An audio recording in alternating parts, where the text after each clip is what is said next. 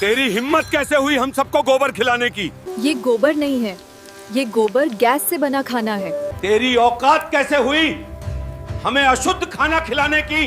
गांव के उस पुराने मिट्टी से लिपे आंगन में आज अजीब सी खामोशी थी। आम दिनों में जहां सुबह होते ही चिड़ियों की चहचहाहट और बर्तनों की खनक सुनाई देती थी, वहां आज हर आवाज जैसे डरकर छिप गई थी। वजह भी बड़ी थी। आज रामदास के पिता का श्राद्ध था। रामदास गांव का इज्जतदार आदमी था। उसकी बात पंचायत में सुनी जाती थी। सालों से उसने अपनी प्रतिष्ठा को संभाल कर रखा था, लेकिन आज सुबह से ही सब कुछ बिगड़ता जा रहा था। गैस नहीं है? उसकी आवाज गूंज उठी। रवि, उसका बेटा, सिर झुकाए खड़ा था। पूरे इलाके में नहीं है बाबूजी, हड़ताल चल रही है। रामदास ने अपनी पगड़ी कसकर पकड़ ली, जैसे इज्जत उसी में बंधी हो। और तू मुझे अब बता रहा है? आंगन के कोने में खड़ी उसकी बहू काव्या चुपचाप सब सुन रही थी। उसके हाथ में आटा लगा हुआ था, लेकिन चेहरे पर चिंता साफ दिख रही थी। मैंने कल बताया था बाबूजी, उसने धीमे से कहा। गैस खत्म होने वाली है। रामदास ने घूर कर देखा। अब बताएगी तू, जब सरपंच और 100 लोग दरी पर बैठेंगे? रवि बीच में बोला। कोशिश की थी बाबूजी, 3 गांव घूम आया। चुप! रामदास गरजा। आज अगर खाना नहीं बना तो मेरी इज्जत मिट्टी में मिल जाएगी। आसमान में हल्की धूप निकल आई थी, लेकिन आंगन में तनाव और गहरा हो गया। थोड़ी देर की चुप्पी के बाद काव्या ने फिर हिम्मत की। अगर आप इजाजत दें तो एक तरीका है। रामदास हंसा, लेकिन उस हंसी में तंज था। क्या करेगी? जादू? नहीं, काव्या ने सीधा जवाब दिया। विज्ञान। रवि ने उसकी तरफ देखा। उसे अंदाजा था कि वो क्या कहने वाली है। तबेले में जो गोबर है, उससे हम गैस बना सकते हैं। मैंने कॉलेज में प्रोजेक्ट किया था। बस एक ड्रम और पाइप चाहिए। रामदास का चेहरा तमतमा गया। गोबर? उसने शब्द चबाते हुए कहा। मेरे बाप के श्राद्ध का खाना तू गोबर की गैस पर बनाएगी? बाबूजी, काव्या ने समझाने की कोशिश की, यह गंदा नहीं होता, इससे गैस बनती है। बस! रामदास चिल्लाया।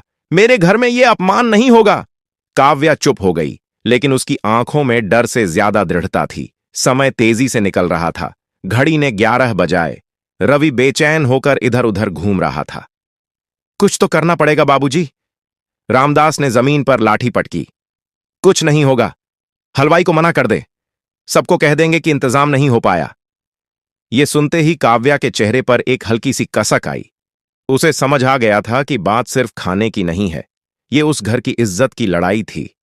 वो बिना कुछ कहे धीरे से मुड़ी और तबेले की तरफ चल दी। रवि ने उसे जाते देखा। काव्या, रुक जाओ। लेकिन वो नहीं रुकी। कुछ फैसले ऐसे होते हैं जो इजाजत लेकर नहीं लिए जाते। तबेले में पहुंचकर उसने चारों तरफ नजर दौड़ाई। ताजा गोबर, एक खाली नीला ड्रम और कुछ पुराने पाइप, सब कुछ वहीं था। उसने गहरी सांस ली।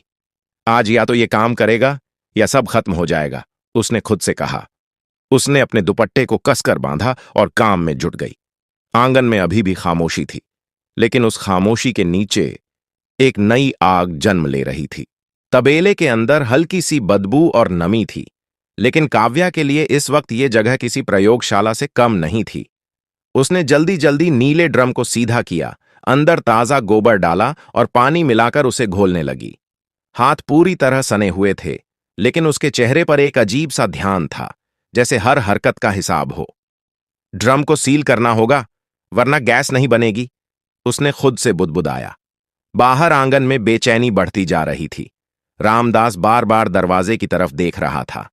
रवि, जाकर देख, वो क्या कर रही है? रवि दौड़कर तबेले की तरफ गया। अंदर का नजारा देखकर वो ठिठक गया। काव्या, तू सच में ये कर रही है? काव्या ने बिना सिर उठाए कहा। और कोई रास्ता है क्या? बाबूजी मानेंगे नहीं। जब खाना बन जाएगा तब मानना पड़ेगा, उसने शांत लेकिन ठोस आवाज में कहा। रवि कुछ पल चुप रहा, फिर धीरे से बोला, क्या करना होगा? काव्या ने पहली बार उसकी तरफ देखा। अगर साथ दोगे तो हो जाएगा। रवि ने बिना और सवाल किए सिर हिला दिया। बताओ। दोनों काम में जुट गए। ड्रम का ढक्कन कसकर बंद किया गया। पाइप को एक छेद से जोड़कर बाहर की तरफ निकाला गया। हर जोड़ को कपड़े और मिट्टी से सील किया गया, ताकि गैस लीक ना हो। घड़ी ने 12 बजा दिए। आंगन में 2-3 गांव वाले झांकने लगे थे। रामदास भाई, तैयारी हो गई क्या? किसी ने आवाज लगाई। रामदास ने जबरदस्ती मुस्कुराकर जवाब दिया, बस हो ही रही है। लेकिन उसके माथे पर पसीना साफ दिख रहा था। तभी उसने देखा तबेले से हल्का धुआं उठ रहा था। उसका दिल धक से रह गया। ये लड़की मेरी बात नहीं मानी, वो बुदबुदाया और गुस्से में वहां की तरफ बढ़ गया। तबेले के पास पहुंचते ही उसने देखा काव्या और रवि ड्रम के नीचे गीली लकड़ियां जलाने की कोशिश कर रहे थे। मैंने मना किया था ना, उसकी आवाज गूंज उठी। काव्या ने हाथ नहीं रोके। बस थोड़ा सा वक्त और चाहिए बाबूजी। रामदास ने लाठी जमीन पर पटकी। तू मेरी बात काटेगी? रवि बीच में आया। बाबूजी, सुन तो लीजिए, तू भी इसके साथ मिल गया। रामदास की आंखों में गुस्सा और चोट दोनों थे। कुछ पल के लिए सब रुक गया। फिर काव्या ने धीरे लेकिन साफ आवाज में कहा, आज अगर ये नहीं किया तो आपकी इज्जत सच में चली जाएगी। ये बात सीधी दिल पर लगी। रामदास कुछ सेकंड के लिए चुप हो गया, लेकिन फिर उसका अहंकार वापस आ गया। मुझे ऐसी इज्जत नहीं चाहिए जो गोबर से बचे। काव्या ने पहली बार हाथ रोक दिए। वो उठी और सीधा उसकी आंखों में देखा। तो फिर लोगों से कह दीजिए कि आप इंतजाम नहीं कर पाए। ये सुनकर रामदास के पास कोई जवाब नहीं था। बस गुस्से में उसने मुंह फेर लिया और वहां से चला गया। तबेले में फिर सन्नाटा छा गया। रवि ने धीरे से पूछा, अब? काव्या ने फिर काम शुरू किया। अब वक्त के खिलाफ दौड़ है। लकड़ियां ठीक से नहीं जल रही थीं। धुआं ज्यादा था, आग कम। काव्या ने आसपास देखा, फिर कुछ सूखे पत्ते और पुराने बोरे के टुकड़े उठाकर नीचे डाले। धीरे धीरे आग पकड़ने लगी।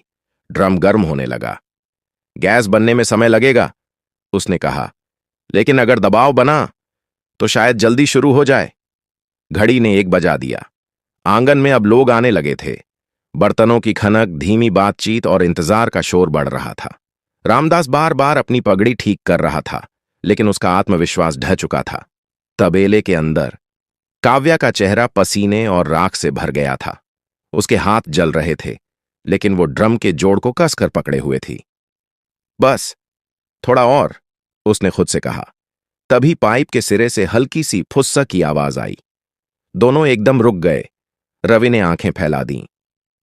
ये क्या था? काव्या के चेहरे पर हल्की सी मुस्कान आई। शुरुआत, उसने कहा, लेकिन असली परीक्षा अभी बाकी थी। शुरुआत? काव्या की आवाज धीमी थी, लेकिन उसमें उम्मीद साफ थी। पाइप के सिरे से फिर हल्की सी आवाज आई, फुस। रवि ने जल्दी से चूल्हे के पास रखी माचिस उठाई। जलाऊं? काव्या ने तुरंत हाथ रोक दिया। नहीं, अभी नहीं। गैस का दबाव थोड़ा और बनने दो, वरना लौ टिकेगी नहीं।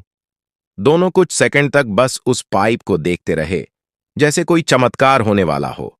बाहर आंगन में अब शोर बढ़ चुका था। कितनी देर और लगेगी? भूख से जान जा रही है। रामदास ने तो कभी ऐसा इंतजाम नहीं किया। हर आवाज रामदास के सीने पर चोट की तरह लग रही थी। वो चुपचाप खड़ा था, लेकिन अंदर से टूट रहा था। तभी एक बुजुर्ग ने कहा, सरपंच भी आने वाले हैं। ये सुनते ही उसके हाथ कांप गए। सब खत्म हो गया, उसने बुदबुदाया। उधर तबेले में काव्या ने पाइप को कसकर पकड़ा हुआ था। अब ट्राई करते हैं। रवि ने माचिस जलाई। उसकी उंगलियां भी कांप रही थीं। जैसे ही उसने पाइप के सिरे के पास आग लाई, भक, एक छोटी सी नीली लौ उभरी, फिर तुरंत बुझ गई। रवि का चेहरा उतर गया। नहीं हुआ। हुआ है, काव्या ने तुरंत कहा, बस दबाव कम है। उसने ड्रम के ढक्कन को और कसकर दबाया। एक जगह से हल्की सी हवा निकल रही थी। लीक है, उसने कहा। अब? रवि ने घबराकर पूछा। अब इसे बंद करना होगा, अभी। उसने बिना सोचे अपने दुपट्टे का किनारा फाड़ा और उस जगह पर कसकर लपेट दिया। ऊपर से मिट्टी और राख चिपका दी। हाथ जल रहे थे, लेकिन उसने परवाह नहीं की। फिर से कोशिश करो, उसने कहा। रवि ने दूसरी माचिस जलाई। इस बार फुस, लौ फिर उभरी और इस बार टिकी रही, छोटी लेकिन साफ नीली। दोनों कुछ पल के लिए बस उसे देखते रहे। फिर रवि के चेहरे पर मुस्कान फैल गई। हो गया, सच में हो गया। काव्या की आंखों में पानी आ गया, लेकिन वो मुस्कुरा रही थी। अब जल्दी कढ़ाई चढ़ाओ, उसने कहा। रवि दौड़कर हलवाई को बुलाने गया। काका, जल्दी आइए, चूल्हा जल गया। हलवाई पहले तो हैरान हुआ, फिर सामान लेकर दौड़ता हुआ आया। अरे वाह, गैस भी आ गई, उसने हंसते हुए कहा। मालिक ने जुगाड़ कर ही लिया। रामदास दूर से यह सब देख रहा था। उसके चेहरे पर हैरानी, राहत और कहीं ना कहीं शर्म भी थी। तबेले में कढ़ाई चढ़ चुकी थी, तेल गर्म होने लगा, पूड़ियां बेली जाने लगीं, सब कुछ तेजी से हो रहा था। लेकिन एक चीज अभी भी खतरे में थी। काव्या अभी भी पाइप को हाथ से पकड़े हुए थी। रवि जी, उसने धीरे से कहा, अगर मैंने छोड़ा तो दबाव कम हो जाएगा। रवि ने उसके हाथों की तरफ देखा, लाल पड़ चुके थे, कुछ जगहों पर छिल भी गए थे। मैं पकड़ता हूं, उसने कहा। नहीं, काव्या ने सिर हिलाया। आप बाहर जाइए, बाबूजी को संभालिए, यहां सब ठीक है। पर जाइए, उसकी आवाज में अब आदेश था। रवि चुप हो गया। वो समझ गया था, यह सिर्फ एक जुगाड़ नहीं, ये काव्या की जिद थी और वो इसे पूरा करके ही मानेगी। बाहर सरपंच आ चुके थे। रामदास, उन्होंने आवाज लगाई, क्या हाल है? खाना तैयार है ना? रामदास ने खुद को संभाला। जी, बस लग ही रहा है। लेकिन तभी हवा का एक झोंका आया और उसके साथ हल्की सी बदबू। सरपंच ने नाक सिकोड़ ली। ये कैसी गंध है? रामदास का दिल फिर से बैठ गया। तबेले के अंदर काव्या ने भी वो महसूस किया। उसने आंखें बंद कीं। अब असली परीक्षा शुरू, उसने खुद से कहा, क्योंकि आग जलाना आसान था, उसे छुपाना मुश्किल। आंगन में बैठे लोग अब खाने का इंतजार कर रहे थे, लेकिन हवा का रुख बदल चुका था। हल्की हल्की बदबू अब साफ महसूस होने लगी थी। सरपंच ने फिर नाक सिकोड़ते हुए कहा, रामदास, ये रसोई से ही आ रही है ना? रामदास के गले में जैसे शब्द अटक गए। नहीं, शायद तबेले से, उसने नजरें चुराते हुए कहा। चलकर देखते हैं, सरपंच ने सीधा कहा। यह सुनते ही रामदास के पैरों तले जमीन खिसक गई। अरे नहीं नहीं, आप बैठिए, मैं देखता हूं। लेकिन सरपंच उठ चुके थे। 2-3 और लोग भी उनके पीछे चल पड़े। रामदास मजबूरी में उनके साथ हो लिया। हर कदम के साथ उसका डर बढ़ रहा था। तबेले के पास पहुंचते ही आवाजें साफ सुनाई देने लगीं, तेल में कुछ तलने की छन छन और साथ में फुस फुस। सरपंच रुक गए। ये कैसी आवाज है? रामदास ने जल्दी से कहा। कुछ नहीं, बस चूल्हे की। लेकिन अब बात छुपाना आसान नहीं था। जैसे ही वो अंदर जाने लगे, रामदास अचानक उनके सामने खड़ा हो गया। वहां अंदर मेरी बहू है, उसने घबराकर कहा। वो ठीक हालत में नहीं है। सरपंच ने भौहें सिकोड़ लीं। तो क्या हुआ? हम बाहर खड़े रहेंगे? नहीं, रामदास की आवाज तेज हो गई। सब चौंक गए। कुछ पल के लिए सन्नाटा छा गया। सरपंच ने धीमी लेकिन सख्त आवाज में कहा, रामदास, तू मुझसे कुछ छुपा रहा है? रामदास के पास जवाब नहीं था। उसकी नजरें झुक गईं। तभी अंदर से आवाज आई, रवि जी, आग धीमी हो रही है। सरपंच ने तुरंत दरवाजे की तरफ देखा। कौन है अंदर? अब और छुपाने की कोई जगह नहीं बची थी। रामदास ने आंखें बंद कर लीं। मेरी बहू, उसने धीमे से कहा। क्या कर रही है वो? कुछ सेकंड की खामोशी, फिर खाना बना रही है। सरपंच ने दरवाजा धक्का देकर खोल दिया। अंदर का नजारा देखकर सब ठिठक गए। काव्या जमीन पर बैठी थी। उसके हाथ पाइप को कसकर पकड़े हुए थे, चेहरा पसीने और कालिख से भरा हुआ। एक तरफ कढ़ाई में पूड़ियां तल रही थीं और उस लाल पाइप के दूसरे सिरे से नीली लौ जल रही थी। ये क्या है? सरपंच ने हैरानी से पूछा। किसी के पास जवाब नहीं था। तभी काव्या ने सिर उठाया। उसकी आंखों में थकान थी, लेकिन डर नहीं। गैस है, उसने सीधा कहा। कौन सी गैस? किसी ने पूछा। काव्या ने एक सेकंड के लिए रामदास की तरफ देखा, फिर बोली, गोबर गैस। जैसे ही ये शब्द हवा में गूंजे, कमरे में खड़े हर आदमी का चेहरा बदल गया। क्या? गोबर? ये क्या पागलपन है? आवाजें उठने लगीं। रामदास ने सिर झुका लिया। उसे लगा अब सब खत्म। सरपंच ने काव्या की तरफ देखा। तू हमें ये खाना खिलाएगी? काव्या ने पाइप को और कसकर पकड़ा। उसके हाथ कांप रहे थे, लेकिन आवाज स्थिर थी। अगर ये नहीं बनता तो आज कोई खाना नहीं खाता। कमरे में फिर सन्नाटा छा गया। तभी हलवाई बोला, सरपंच जी, आधी से ज्यादा पूड़ियां बन चुकी हैं और कसम से आंच एकदम साफ है। एक बूढ़े आदमी ने धीरे से कहा, धुआं भी नहीं है, सबकी नजरें उस नीली लौ पर टिक गईं। वो छोटी थी, लेकिन स्थिर, साफ, जिंदा। सरपंच धीरे धीरे काव्या के पास आए। उसके हाथों की तरफ देखा। खाल छिल चुकी थी, उंगलियां लाल हो गई थीं। कब से पकड़े हुए हो इसे? उन्होंने पूछा। काव्या ने हल्की मुस्कान दी। जब से शुरू किया। सरपंच कुछ पल चुप रहे। फिर उन्होंने रामदास की तरफ देखा। और तू इसे रोक रहा था? रामदास के पास कोई जवाब नहीं था। उसकी आंखें भर आई थीं। तभी काव्या के हाथ हल्के से कांपे। रवि जी, उसने धीमे से कहा, अब नहीं पकड़ा जा रहा।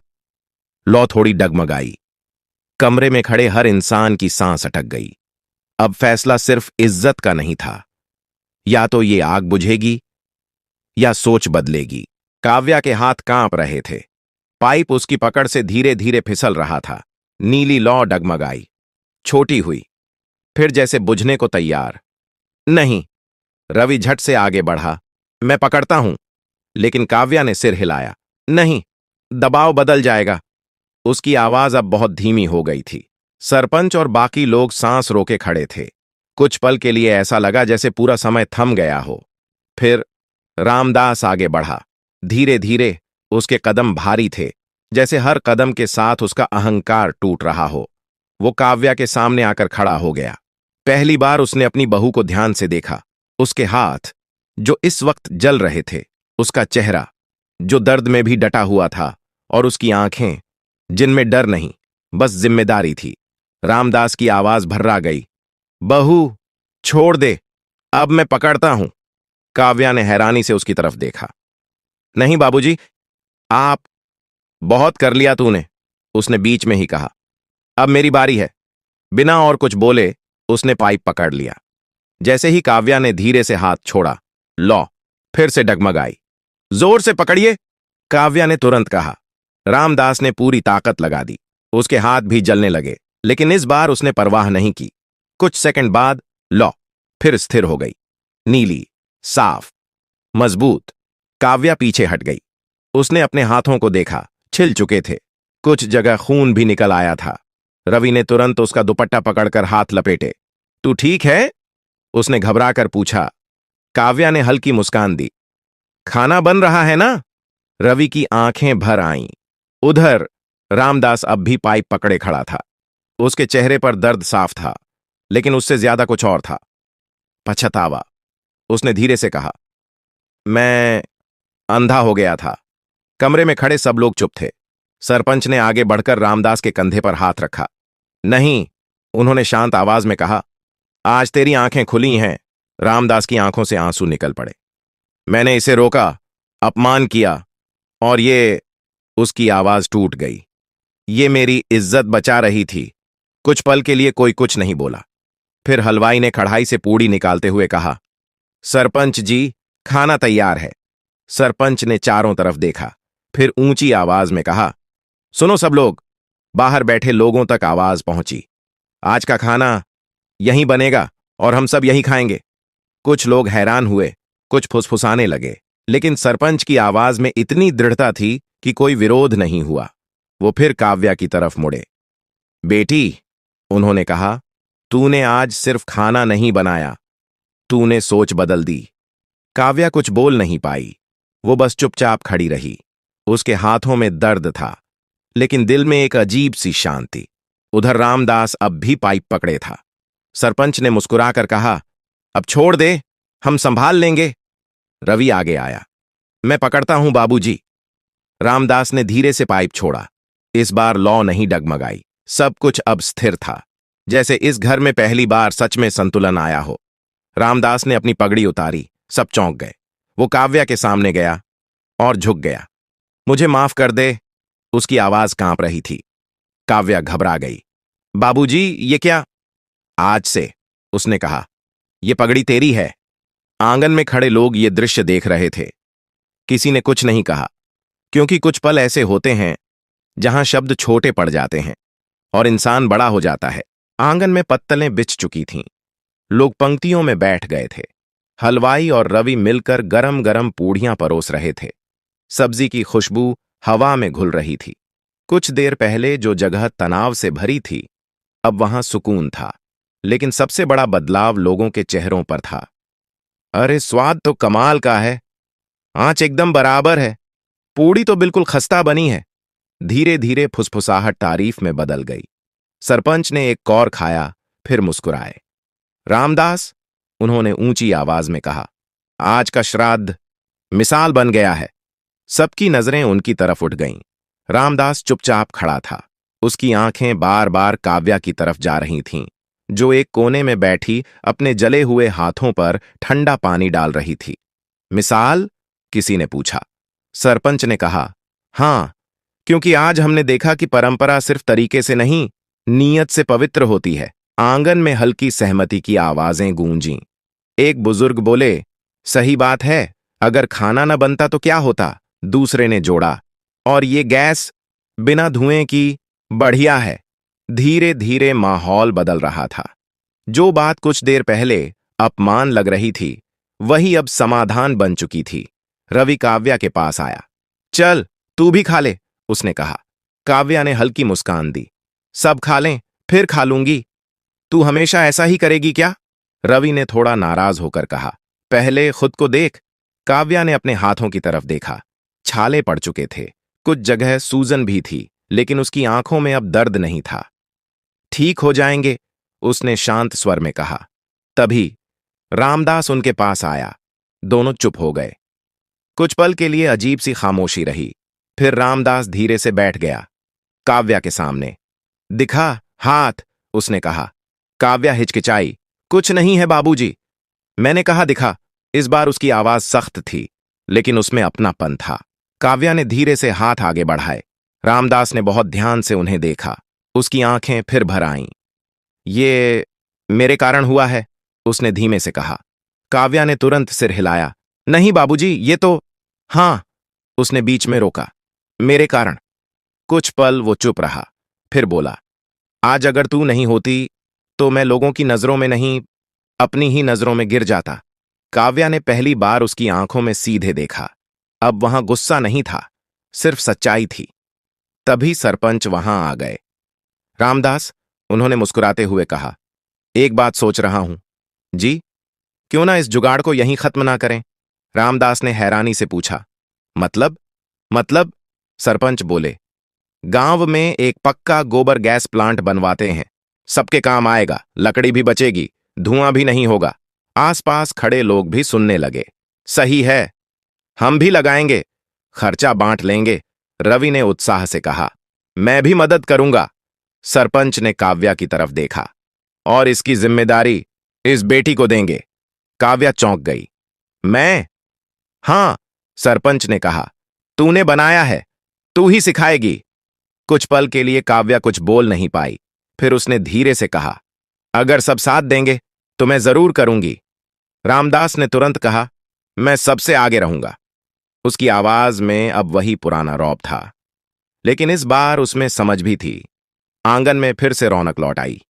लोग खाना खा रहे थे, बातें कर रहे थे, और एक नई सोच जन्म ले रही थी। सूरज ढलने लगा था। तबेले के पास रखा नीला ड्रम अब भी हल्का गर्म था। उससे निकली वो नीली लौ सिर्फ चूल्हा नहीं जलाई थी, उसने एक घर, एक सोच और शायद पूरे गांव का भविष्य बदल दिया था। अगर आपको ये कहानी पसंद आई हो तो लाइक जरूर करें, अपने दोस्तों और परिवार के साथ शेयर करें और कमेंट में जरूर बताएं कि आप किस शहर या गांव से देख रहे हैं। आपका एक कमेंट हमें आगे और ऐसी कहानियां लिखने के लिए प्रेरित करता है।